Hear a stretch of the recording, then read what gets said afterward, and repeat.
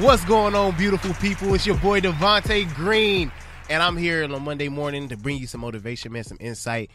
First off, let me say thank you to Keith Good News and Good News Radio for allowing me the opportunity to host this morning. This is a show that I listen to regularly on Monday mornings to get motivation and perspective to move through my weeks powerfully. So to have the opportunity to do that for y'all, it's a true blessing, man. So thank y'all again. I appreciate that. Like I said, my name is Davonte Green. I'm the founder and CEO of the Giants Den. The founder and CEO of the Giants Den. If you're not familiar with what the Giants Den is, you can also check us out on Instagram at the Giants Den. And also our website it's been worked on, but you can check that out as well as thegiantsden.com. And that's a network of ambitious leaders, black men who have exhibited their leadership and their ambition. And I have a very strong network from that. And I want to bring insights, perspectives, tactics, some of the intention that has gone into me being able to establish such a network to be able to help you all as you are growing in your career, in your personal life. You're looking to add to your network. Hopefully I can share some tips with y'all. So as you're listening, whether you're listening live or you're listening to the recording, feel free to engage. Hop in the chat. You know, if you're on Instagram Live, hop on the live, and occasionally I'll be able to peek through and respond to y'all. But that makes it feel good, and I want to make sure y'all getting that value. So, without further ado, let's dive in. So, networking. What comes to your mind when you think of networking?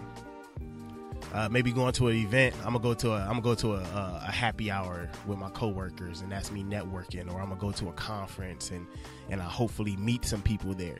These are opportunities to network, to say the least, but there's so much intentionality that goes into it. So I'm gonna break that down. First, we're gonna start with, who do you know? Who do you know?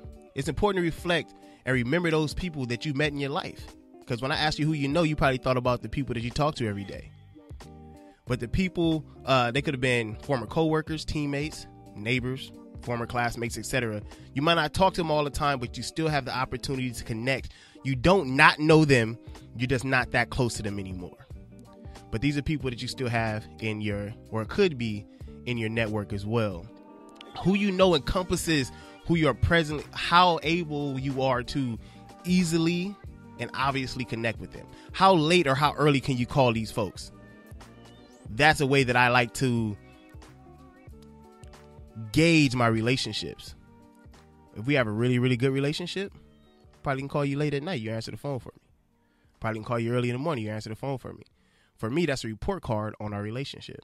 Not everyone that you know fits that, but that's the goal somehow, right? How do we develop these relationships to where people will answer the call when they see your name?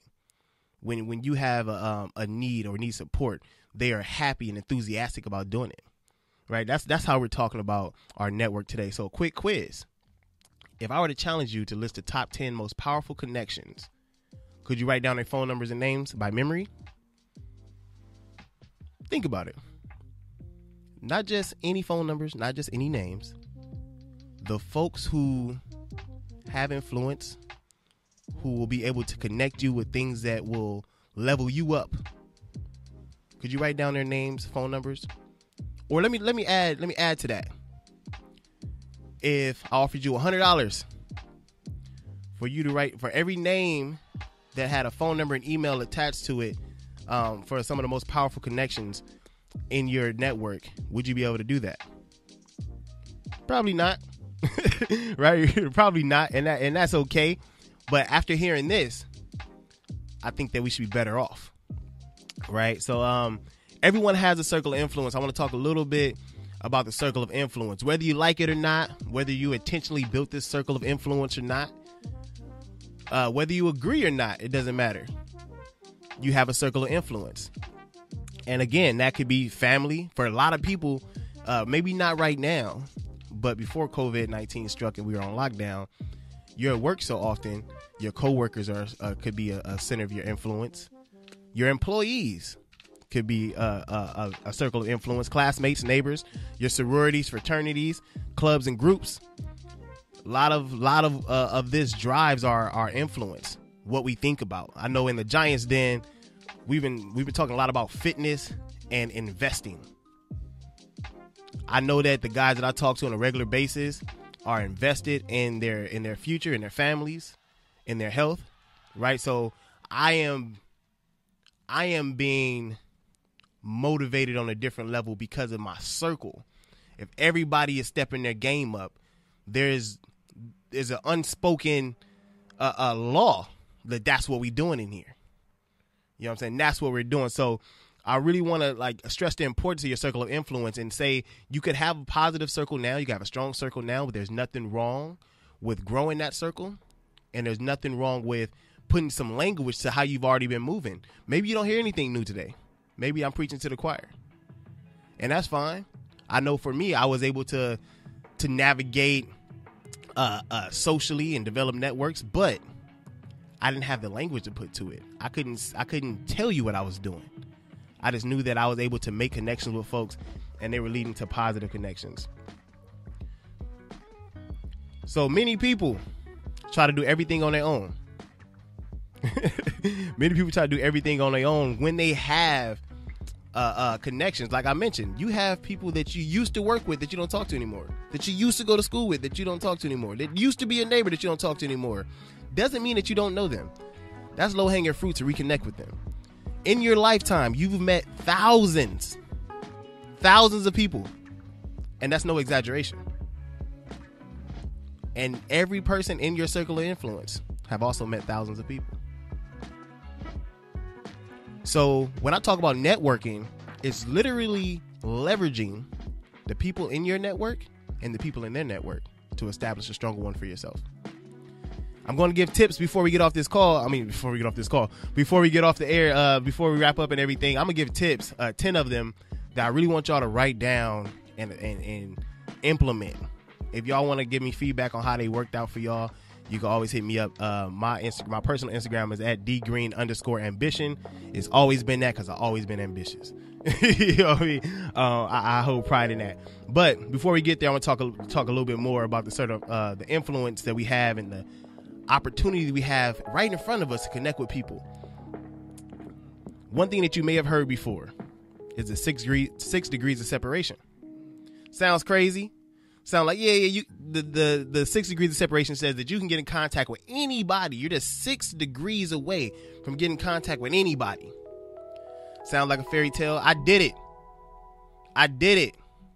You don't probably even need an entire 6. You're probably not even separated by 6 degrees from people that you really want to have in your network. Maybe it's 3 degrees, but you're scared to make the phone call to the person that knows the person that knows the person. Let me say that again. 6 degrees of separation. It's a real thing. It's not just this saying that's been said. So it sounds crazy, but you can literally get in contact with anyone with 6 successful phone calls. Right? And you don't have to know. Let me give an example. So I have been establishing this network, the Giants Den. When it first started, man, like I was looking at myself trying to see like, okay, what do I have to offer? You know, like I'm around all these amazing people. They're doing great things, but what do I have to offer? At the time, I believe I was in recruitment for a nonprofit organization. I was able to move through very, very smoothly, all the way up to the regional recruitment director of that organization. I noticed that I had leveraged my relationships in order to get me there, right? I wasn't the smartest. I wasn't even the hardest working, but I had the best relationships. And I no longer work there, but I do want to say that I think that people may value the right thing, right? But in the wrong, how can I say it? So you may think that working hard, showing up on time is going to do the job. That's a huge part of the job. I think you should do that. But you are sleeping and you're seriously mistaken if you don't understand the importance of relationships. The executive director, we best friends. What are we talking about? The people who doing the hiring, we friends. We've been talking. Before I even knew that this job was an opportunity, I had already been building relationships. And now people who've been working hard, showing up on time, not building relationships, were looking at me like, man, how you get it?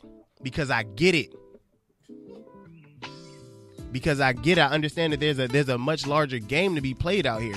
People are people, right? So I don't want to get stuck too much in that, but I do want to say, don't sleep on relationships. You say I'm not a people person. Well, you sleeping.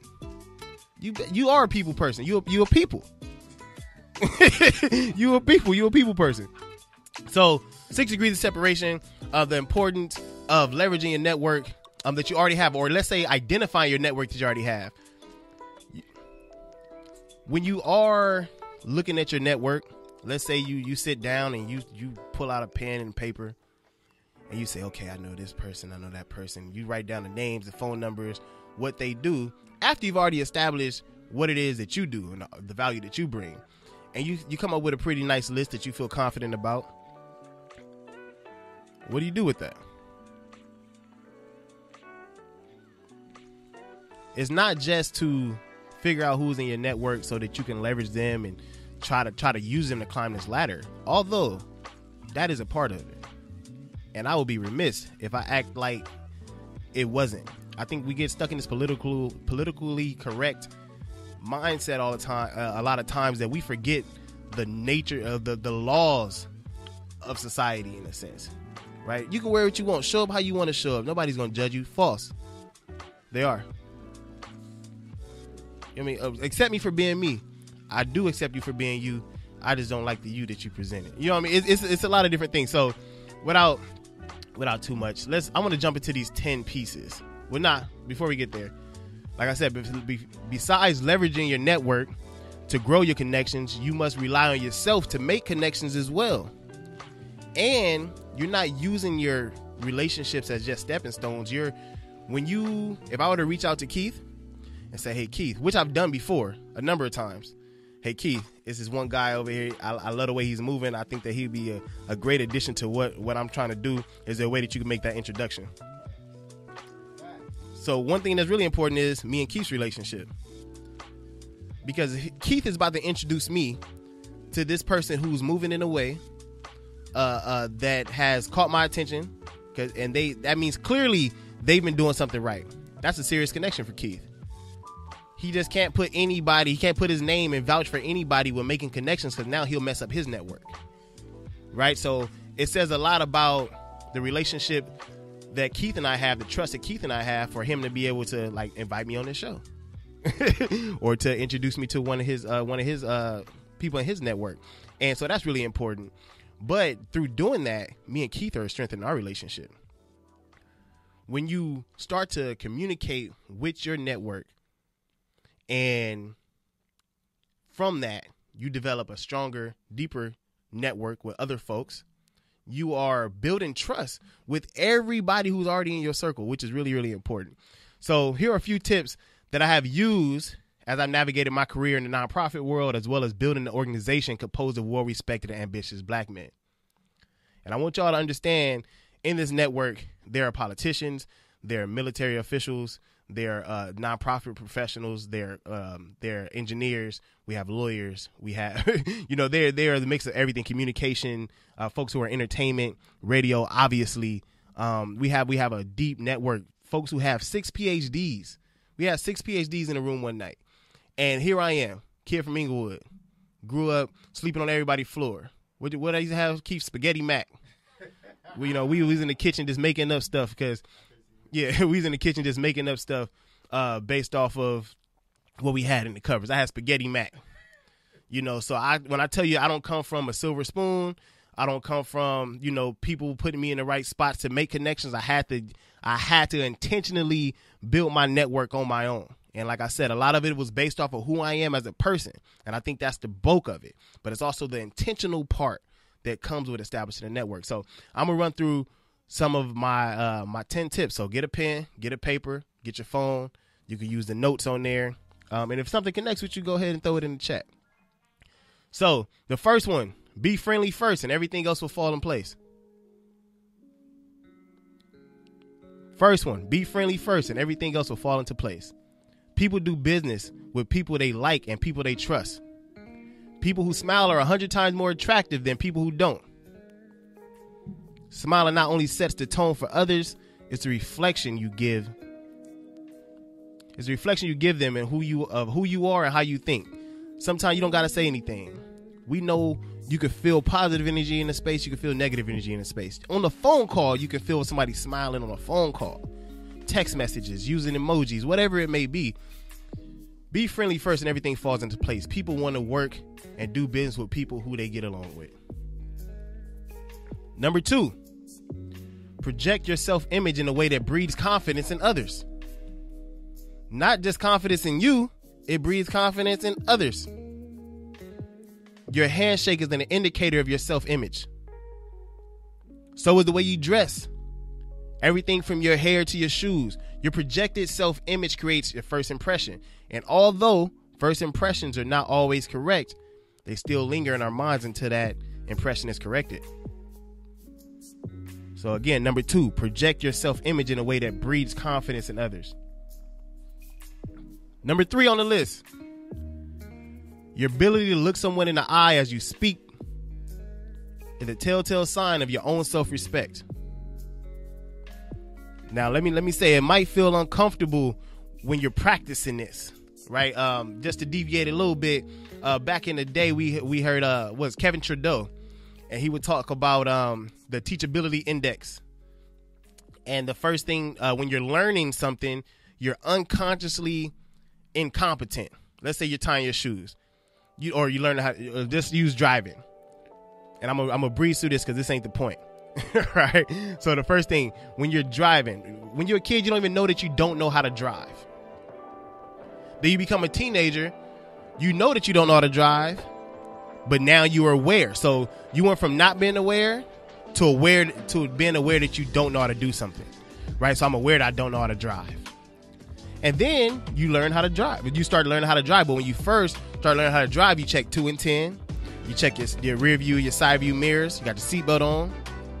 And so you then became aware of the things that you were taught. So when you're doing them, you still are very aware of them.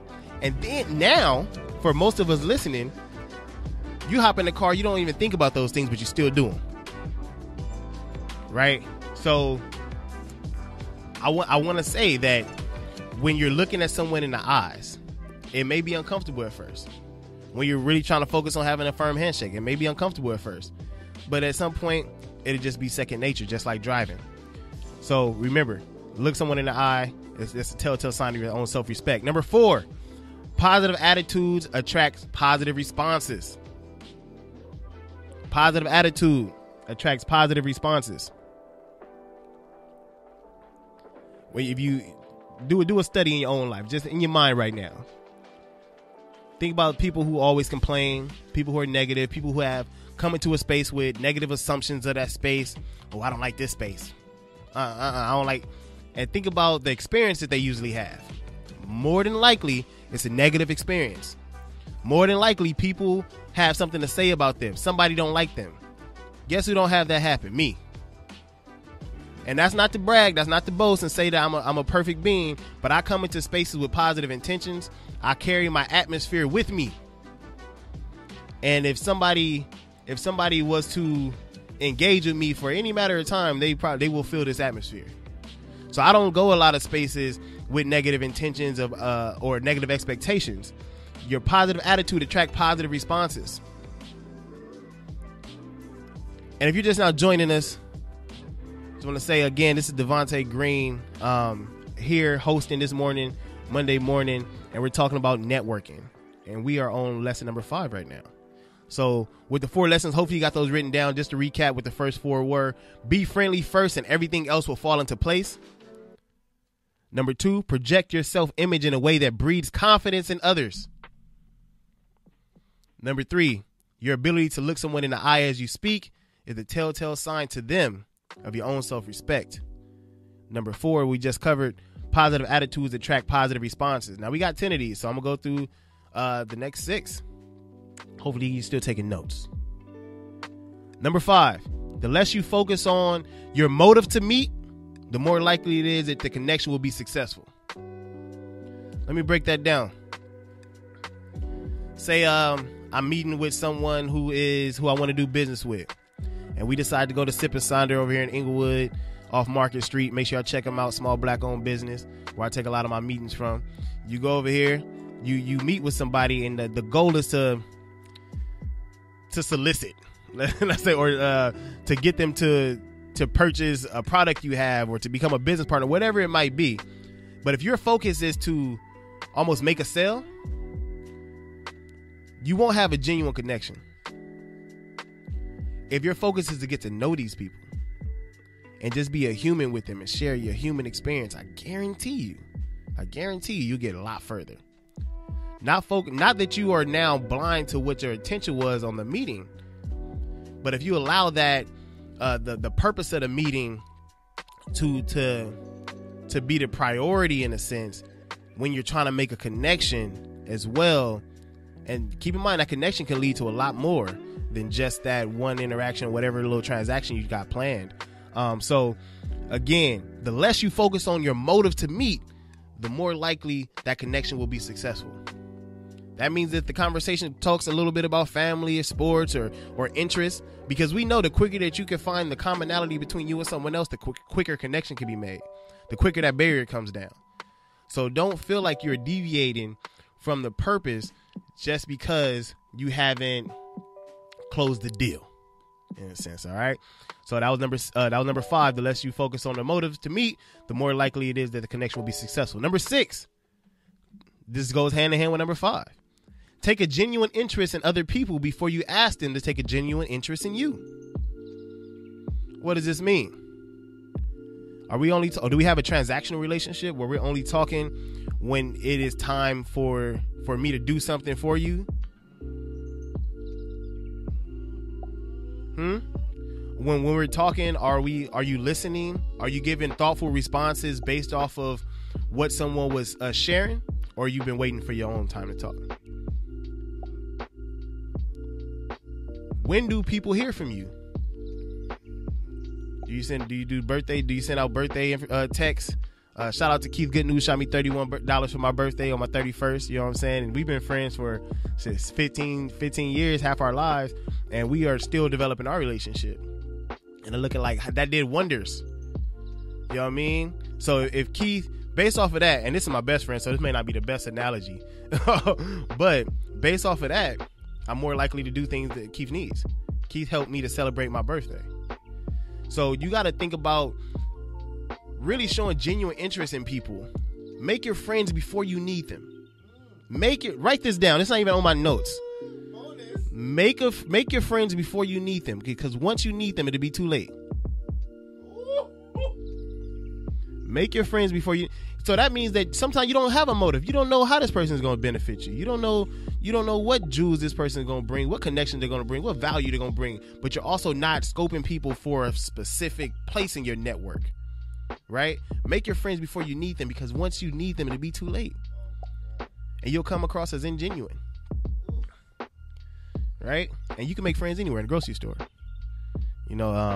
so that was number 6. Take a genuine interest in other people before you ask them to take a genuine interest in you. Number 7, I'm gonna start speeding up a little bit. The higher up the ladder you go, the more cautious people will be of your advances. Everyone wants powerful connections, but do powerful people want connections with you? Let me say that again. The higher up the ladder you go, this is number 7. So the higher up the ladder you go, the more cautious people will be of your advances.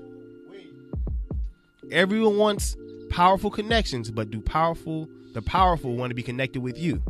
Now let's talk about that. Let's talk about it. Because we're like, oh man, I just got to meet Jay-Z. Why do Jay-Z want to meet you? Not that he doesn't. Not that you don't have anything to offer, because I'm quite sure you do. But you have to understand that when you reach a certain level of success or a position in society, everybody's coming at you for something. And it's hard to tell who's who. And this is why it's important that you take a genuine interest in people before they can take a genuine interest in you.